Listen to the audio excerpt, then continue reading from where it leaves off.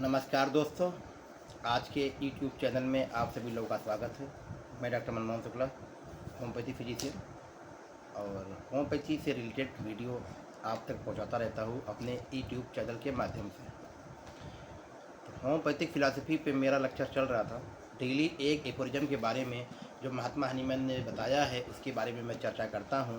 तो आज उसी क्रम में एफोरिज्म नंबर 35 के बारे में बताता हूँ। तो 35 एफोरिज्म में महात्मा हनीमैन ने क्या बताया है। महात्मा हनीमैन जी बताते हैं कि in order to illustrate this we shall consider in 3 different cases as well that happens in nature when two dissimilar nature disease meet together in one person, as also the result of the ordinary medical treatment of disease with unsuitable allopathic drugs which are incapable of producing an artificial morbid condition similar to the disease to the cure, whether by it will appear that even nature herself is unable to remove a dissimilar disease already present by one that is unhomeopathic event, though it is stronger and just as little is the unhomeopathic employment of even the strongest medicine ever capable of curing any disease whatever। तो doctor Hahnemann जी बताते हैं कि शरीर पर अदृश्य रोग वाली औषधियों का दुष्प्रभाव क्या होता है। जो अदृश्य रोग वाली जो औषधियाँ अगर हम लेते हैं शरीर में तो उनका प्रभाव क्या पड़ता है। अदृश्य चिकित्सा विधि या एलोपैथी में किसी एक रोग के उपचार के लिए दी जाने वाली औषधियाँ शरीर में कुछ नए रोग भी पैदा करती हैं। एलोपैथी में जो उपचार के लिए औषधियाँ दी जाती हैं वो उनसे शरीर में कुछ नए रोग पैदा भी होते हैं।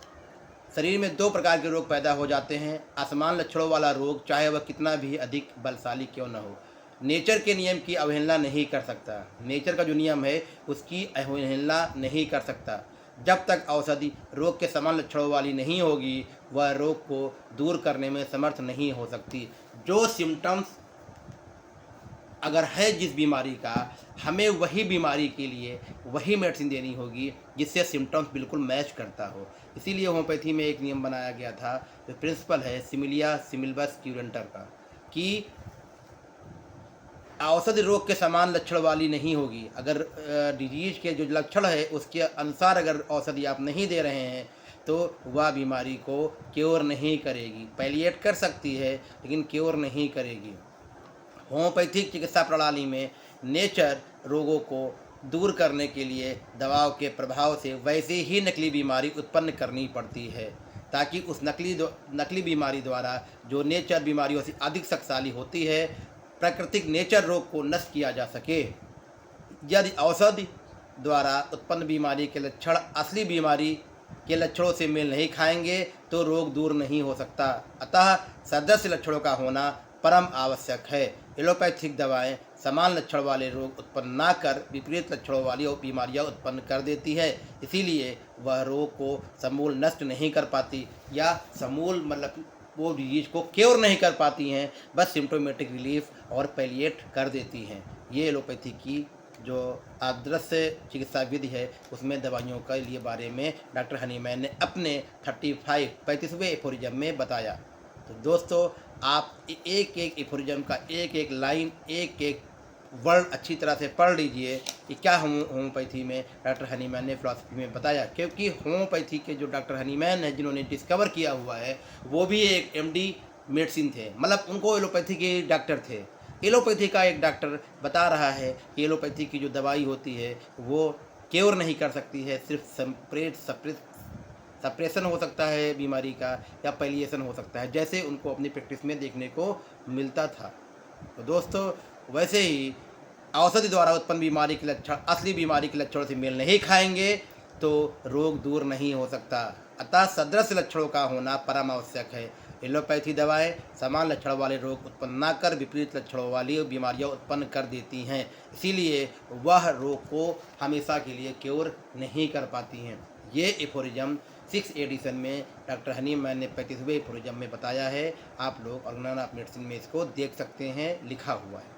तो दोस्तों, अगर आपको अपनी प्रैक्टिस होम्योपैथी में राइट होम्योपैथी प्रैक्टिस करना है, होम्योपैथी के नियम के अनुसार प्रैक्टिस करना है, तो वो आपके लिए है कि 3 सिद्धांत जिसके मेन होते हैं, मिनी, सिमी और सिंगल।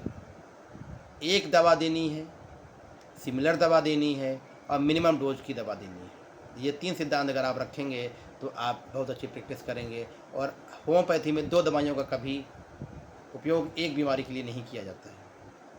तो दोस्तों, आप लोग ऑर्गेनाइजेशन ऑफ मेडिसिन पढ़िए, और ऑर्गेनाइजेशन ऑफ मेडिसिन होम्योपैथी की कुंजी है। मटेरिया मेडिका पूरा सागर है, लेकिन अगर आप ऑर्गेनाइजेशन ऑफ मेडिसिन पढ़ते हैं तो उसका आप देखेंगे कि मटेरिया मेडिका से समुद्र है और ऑर्गेनाइजेशन ऑफ मेडिसिन उसकी कुंजी है। उसको अच्छे तरीके से हम अप्लाई कर सकते हैं। तो ये रहा एफोरिज्म नंबर 35। दोस्तों, जैसे डॉक्टर हनी मैन ने बताया, अगर ये वीडियो आपको अच्छा लगा है तो इसको सोशल मीडिया प्लेटफॉर्म पे आप लाइक कर दीजिए, शेयर कर दीजिए, और कमेंट में अगर इससे रिलेटेड कोई भी कमेंट क्वेश्चन हो तो आप उसके बारे में जानकारी पूछ सकते हैं। मिलते हैं दोस्तों अगले वीडियो में, अगले समय। तब तक के लिए नमस्कार, जय हिंद, जय होम्योपैथी, जय डॉक्टर हनी मैन।